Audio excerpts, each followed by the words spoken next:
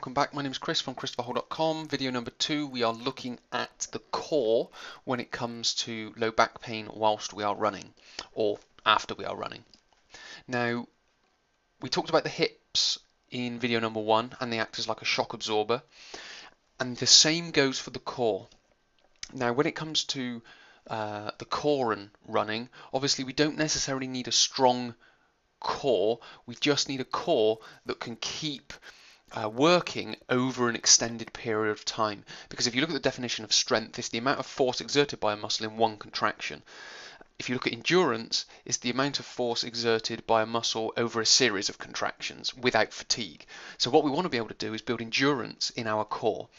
And if we build endurance in the core, what that allows us to do, that again, just like the hips, that will act like a shock absorber and protect our low back, and it will absorb the shock that comes up through the leg into the hip. If it goes through the hip, it will come into the core, and because the core is strong, or the core has endurance, I should say, what that is able to do is reduce the pressure on the lower back because it will disperse it around the core rather than just through the lower part of the back.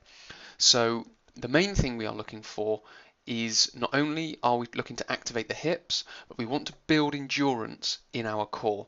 Now, building endurance in the core is just very simple things like planking, bridging, side planking, so on and so forth. If we are using a gym and we are using cable machines or pushes and presses in the gym, it's very useful to stand up doing those, because again, that's going to build endurance through our core. If we lie down on a bench, that's going to take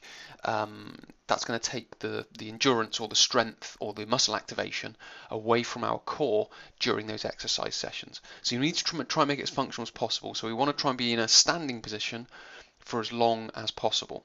Okay, so that kind of completes video number 2. In video number 3, we are going to look at the hamstrings, and then final video number 4, we're going to look at posture.